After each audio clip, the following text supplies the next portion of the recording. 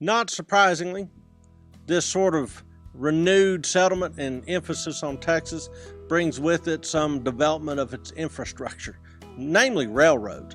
There's 392 miles of tracks in Texas in 1860. This jumps up to just 711 miles of tracks a decade later, but then in 1 year, that number jumps to 1,066, and then by 1873, there's 1,578 miles of railroad. Railroad's gaining momentum. It's like an unstoppable train. In fact, by the 1870s, there's 2 transcontinental railroad lines that are making plans to cross the great state of Texas, heading for the West Coast. Well, and also Texas had emphasized education during the E.J. Davis administration. Well, now they're taking it also to higher education. In fact, Texas had authorized a state university in 1858, but it never really acted on it. Well, by 1871, there's a new authority, the Morrill Land Grant Act, which will also allow them to create an agricultural and mechanical college. So, 1876, Texas A&M College opened in College Station, followed somewhat later, 1883, by the opening of the University of Texas in Austin. So now we have the 2 flagship institutions for the state up and running. Well, there's also an increase in law and order that starts to settle out the countryside. In 1874, Governor Richard Koch reinstitutes the Texas Rangers. And what he does is authorizes 2 distinct units. The Frontier Battalion under John B. Jones and the Special Battalion under Leander McNelly. McNelly's task is to essentially settle everybody's hash in South Texas, especially the increase in cross-border violence instigated by people like Juan Cortina.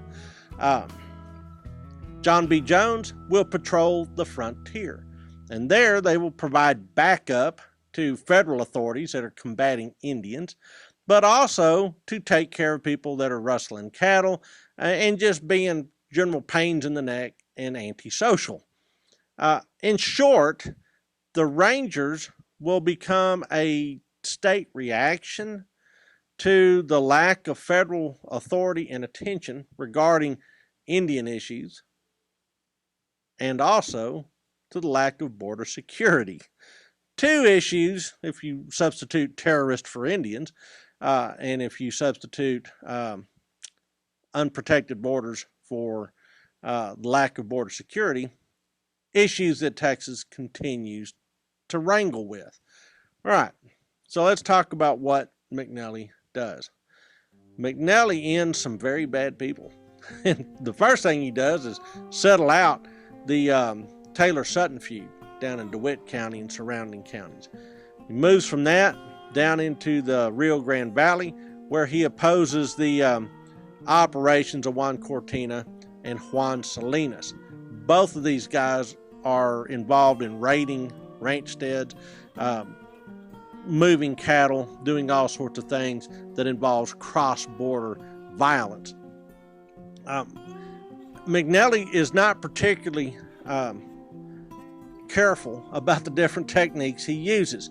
In fact, he is absolutely does not hesitate. He does not hesitate to invade Mexico pursuing his quarry. In addition, if he takes people, he doesn't necessarily give them due process. And there's quite a few bandits that just don't make it to the courtroom. There's another guy that McNelly convinces to change his tune, and that's King Fisher. King Fisher was an Anglo cattle rustler, cross-border raider, and McNelly says, you know what, you need to amend your ways. King Fisher very wisely decides to follow that advice and ends up having a nice and peaceful career elsewhere, actually Uvalde. While McNelly is doing that down in South Texas, Jones is also ending some bad people. The Frontier Battalion is composed of 6 companies numbering about 75 men each. And these guys were involved in a number of issues up and down the Texas frontier. But from 1874 to 1875, Jones claims that his men were involved in 21 separate Indian engagements that essentially effectively checks Indian violence on the frontier. It's a bold claim. I mean, the United States Army will have something to do with it, but the Rangers are actively engaged in this process as well. Some of Jones's men are active in the Mason County War, the Horrell-Higgins feud. They track and capture Sam Bass. They capture John Wesley Hardin, Sam Bass, John Wesley Hardin, two of the baddest of the Texas bad guys. They also settle the Salt Creek War of San Elizario out around El Paso. And at the end of their time on the frontier, one observer noted, they made Texas a fairly safe place to live. Well, with this sort of arrival of law and order and the influx of settlers, even the reestablishment of the old order in kind of a new format, Texas begins to finally start becoming settled and solid. John Milton McCoy of Dallas, Texas, put it this way: my idea is that the time will come when Texas society will be the most refined of any in America. It will be simply the polished steel. It is now steel in the rust and the rough. Send on your teachers, your preachers, your churches and schools, along with your railroads, and the great Lone Star State will be the particular bright evening star of the first magnitude in the western horizon of that galaxy of stars known and read of by all men in the United States.